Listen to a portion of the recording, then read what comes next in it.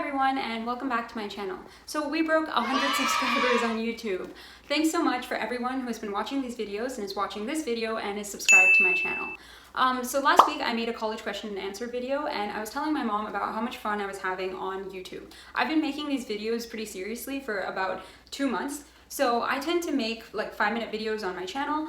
So in celebration of getting to 100 subs on YouTube, I thought that I would make a video where you get to know me a little bit more. So first of all, I've had this channel since early 2012. And early 2012 was a time like way before YouTube was actually a big thing that anybody did. It was just a collection of random cat internet videos and like vlogs where people played this music in the background.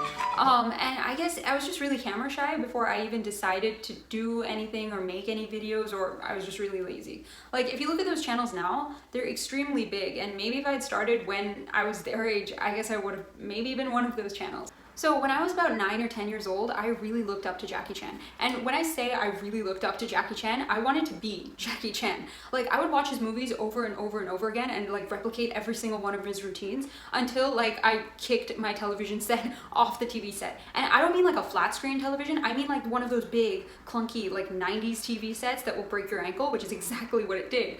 After that, my parents like put me in martial arts, and I got taught by this 300-pound muscly dude who liked to drop kick 5-year-olds for a living. And the first rule, like the first class when I went to martial arts class, the first thing he says is, you know, you don't really, in martial arts, when you're in a fight, you don't fight the person. You must learn to walk away. And I felt like I'd been cheated. Like Jackie Chan doesn't walk away from a fight. Jackie Chan like does one roundhouse kick and beats up 5 people in one sitting. And I don't know, I never really got to learn how to be Jackie Chan. I did get a brown belt though, and it's collecting dust in my closet, and I can't beat anybody up. So my dream job as a kid was to be a travel journalist, and I think it still is kind of like, if I didn't have to worry about money or anything, I'd still really want to be a travel journalist, mainly because like I feel like they get to have a lot of experiences and they get to meet a lot of people. Like in a 9-to-5 job, you tend to go to an office and you see the same people over and over and over again until you get sick of them and drink the same terrible coffee over and over and over again. Whereas in like, I think in the job of like a travel journalist, you get to try new foods, you get to go to different locations and like meet different people and all that stuff. Currently I work as a software developer, which is kind of the antithesis of anything creative.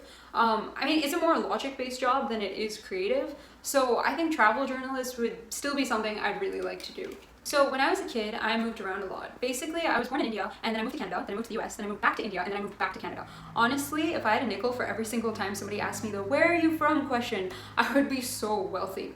I changed to school every 6 months or so, which made it kind of easy for me to make friends, but it was really, really difficult to keep friends. Basically, when I was a kid, like even if you moved to a different new school or like to a different part of the country, you just never saw those people again. So I'd have to restart over and over and over every time I joined a new school. I think it's easier now because you have social media, but like it was really hard to keep in touch with people when I was really young. So that's a couple of things about me in 5 minutes or so. If you want to say anything to me or like just leave a random comment below, I tend to reply to all of my comments that I get. If it gets lost in the sea of comments, that's the only time when I don't really see it that much, or like if YouTube doesn't decide to give me a notification, then I might miss that comment. But I normally reply to all of my comments and mostly all of my DMs. Thanks so much for watching, not only this video, but all of my previous videos that I have made. I will see you next time.